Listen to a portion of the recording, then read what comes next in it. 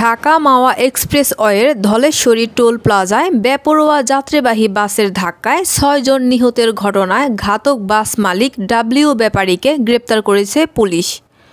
শনিবার রাতে মাদারীপুরের শিবচর থেকে তাকে গ্রেপ্তার করা হয়। গাজীপুর পুলিশ সুপার আ.ক.ম আখতারুজ্জামান বসুনিয়া রবিবার দুপুরে মুন্সিগঞ্জ হাসারা হাইওয়ে পুলিশ ফাঁড়ির সভাকক্ষে সংবাদ সম্মেলনে এ তথ্য নিশ্চিত করেন। সংবাদ সম্মেলনে তিনি জানান, শুক্রবার রাতে নারায়ণগঞ্জের সিদ্দিরগঞ্জ থেকে বাস চালক নুরুন্নবী সহ ২ জনকে গ্রেপ্তার করে র্যাব ও হাইওয়ে পুলিশ। পরে জিজ্ঞাসাবাদ শেষে সম্পৃক্ততা না থাকায় একজনকে ছেড়ে দেওয়া হয়েছে।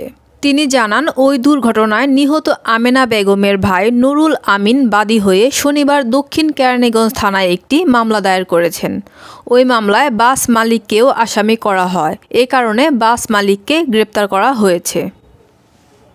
ঢাকা মাওয়া যে এক্সপ্রেসওয়ে আছে তার টোল প্লাজাতে একটি মর্মান্তিক দুর্ঘটনা সংঘটিত হয়।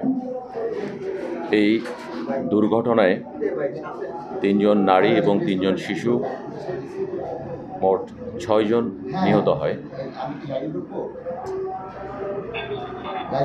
এই দুর্ঘটনায় যেটা দেখা যায় সেটা হচ্ছে যে একটি বাস, ব্যাপারী পরিবহনের ব্যানারে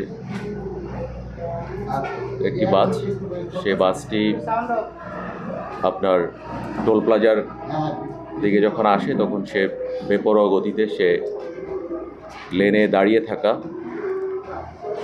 একটি প্রাইভেট কার এবং তার সামনে থাকা একটি মাইক্রোবাস এবং পাশে টোল প্রদানরত অবস্থায় একটি মোটরসাইকেল দণ্ডায়মান ছিল এবং যখন সে নিয়ন্ত্রণহীনভাবে গাড়িটি লেন বরাবর ঢুকিয়ে দেয় তখন এই দুর্ঘটনাটি ঘটে এবং সেখানে প্রাইভেট কারটি ওইখানে কমপ্লিটলি ডিস্ট্রয় হয়ে যায় এবং সেখানকার যারা যাত্রী যারা ছিল তারা সকলেই গুরুতরভাবে আঘাতপ্রাপ্ত হয়।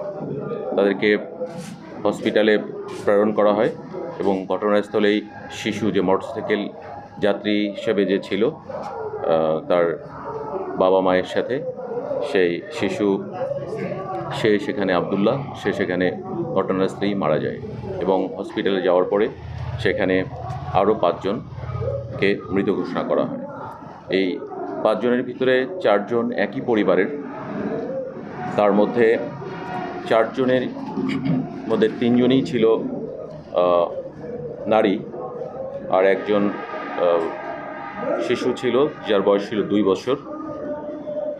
এবং হসপিটালে যে আমাদের মোটরসাইকেল আরোহীতে যে রেশমা আক্তার ছিলেন, যার সন্তান আবদুল্লাহ মারা গিয়েছিল ঘটনাস্থলেই, সে রেশমা আক্তারও হসপিটালে মারা যান। এই নিয়ে আমাদের ৬ জন সদস্য, ৬ জন নিহত হন। এই নিহতের ঘটনার সাথে সাথেই সেখানে ফায়ার সার্ভিস, হাইওয়ে পুলিশ, সেনাবাহিনীর সদস্যরা সবাই সম্মিলিতভাবে সেখানে তাদেরকে এই রেস্কিউ কার্যক্রমে অংশগ্রহণ করে এবং ঘটনাস্থল থেকে গাড়িগুলো সরিয়ে নেওয়া হয়। ব্যাপারী পরিবহনের গাড়িটি আটক করা হয়, যেটি হাসরা হাইওয়ে থানাতে আছে এখন। একই সাথে এই ড্রাইভার তাৎক্ষণিকভাবে সেখান থেকে পলায়ন করে, কৌশল অবলম্বন করে। তো আমরা এটিকে অত্যন্ত গুরুত্বের সহকারে এই দুর্ঘটনাটাকে আমরা দেখেছি, আমরা নিয়েছিলাম, যে কারণে হাইওয়ে পুলিশ আমরা আসলে এই ঘটনার যদি আমরা রহস্য উদ্ঘাটন করতে চাই সেক্ষেত্রে আমাদের ড্রাইভারের বক্তব্য, ড্রাইভারকে আমাদের খুব জরুরি দরকার ছিল, যে কারণে আমরা অভিযান শুরু করি রাত্রেবেলায় এবং একই সাথে র্যাবও অভিযান শুরু করে। আমরা যখন তার কাছাকাছি দুটো বাড়িতেই আমরা রেড দিয়েছিলাম, সেখানে তাকে তার বাড়ি থেকে, পুকুর বাড়ি থেকে তাকে পাওয়া যায় এবং র্যাব তাকে নিয়ে যায় এবং আমরা ওখান থেকে আরেকজনকে, তার ভাইরা ভাইকে আমরা ওখান থেকে গ্রেপ্তার করি। সো ২ জনের কন্ট্রাডিক্টরি বক্তব্য ছিল, যে কারণে পরবর্তীতে এটা র্যাবের কার্যালয়ে, র্যাব ১০-এর কার্যালয়ে আমরা সিওর সাথে কথা বলি, সেটা আমরা তাদেরকে ২ জনকে মুখোমুখি করি এবং সেখান থেকে কনফার্ম হই যে আসলে নুরুদ্দিনকে, এবং নুরুদ্দিনকে আমরা সেখানে আইডেন্টিফাই করা হয় এবং পরবর্তীতে নুরুদ্দিনকে গ্রেপ্তার দেখানো হয়। রুদুনি এখন র্যাব হেফাজত থেকে পরবর্তীতে আমাদের হাইওয়ে পুলিশের হাসড়া হাইওয়ে থানাতে তাকে হেফাজতে নেওয়া হয়েছে এবং আমরা তার বক্তব্য নিয়েছি। তার বক্তব্য শোনার পরে এবং ইন বিটুইন যেটা হয়েছে যে এই মামলার যিনি বাদী হয়েছেন, এই ঘটনা সংক্রান্তে একটি মামলা রুজু হয়েছে।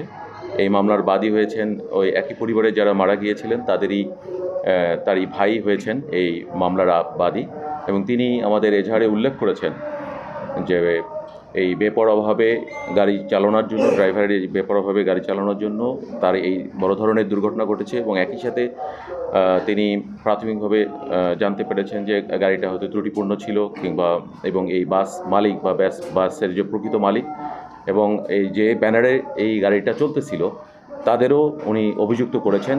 আমাদের তার অভিযুক্ত যেটা এজাহারে আর কি তিনি এটা বর্ণনা করেছেন। সেই প্রেক্ষিতগুলো আমরা প্রাথমিক অনুসন্ধান আমরা শুরু করি এবং প্রাথমিক অনুসন্ধানে আমরা যেটা দেখি সেটা হচ্ছে যে ড্রাইভারের যে ড্রাইভিং লাইসেন্স এইটা আমরা তার এনআইডি দিয়ে তাৎক্ষণিকভাবে, তো আমরা যেহেতু তার কাগজপত্র ওখানে পাইনি ওই মুহূর্তে, তো সেই জন্য আমরা তার নাম আমরা নিয়েছিলাম। তার নাম নেওয়ার পরে আমরা এটা এনআইডিতে গিয়েছিলাম, তার এনআইডি কালেক্ট করা হয়েছিল।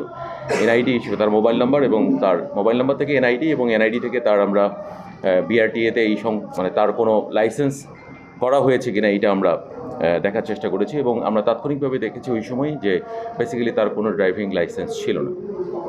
তো যেহেতু তার ড্রাইভিং লাইসেন্স ছিল না, সো এটা একটা ওয়ান অফ দ্য ভায়োলেশন এবং এই গাড়ির যে রেজিস্ট্রেশন নাম্বার, সেই রেজিস্ট্রেশন নাম্বার দিয়ে আমরা সাথে সাথেই আমরা বিআরটি এর সাথে সমন্বয় করে সাথে সাথেই আমরা এই তথ্যগুলো কালেক্ট করার চেষ্টা করি এবং সেখানে দেখা যায় যে গাড়িটির ফিটনেস শেষ হয়ে গিয়েছিল। ফিটনেস ফেইল করেছে গাড়িটি 28/10/2023 গাড়িটি ফিটনেস ফেইল করেছিল এবং গাড়িটির রুট পারমিটও এক্সপায়ার করেছিল 19 মার্চ 2024 তারিখে। আর ট্যাক্স টোকেনও তাদের ফেল ছিল, এটাও 2023 জুলাই। তো এরকম একটি গাড়ি যেহেতু আমরা পরবর্তীতে সেটাই যেহেতু অভিযোগের মধ্যে যেহেতু এখানে বাস মালিক এবং ব্যানারের মালিক যারা এটাকে পরিচালনা করেন, যে কোম্পানি পরিচালনা করেন, এবং আমাদের সড়ক পরিবহন আইনে 2018 এই আইনেও উল্লেখ করা আছে যে আপনার কোম্পানির সংশ্লিষ্টতা থাকলে, ঠিক আছে, অবশ্যই এই কোম্পানি একই অপরাধে তাদেরকে অভিযুক্ত করা যায়। এটা আমাদের 2018 ইয়াতে আছে, সেইটার সূত্র ধরে আমরা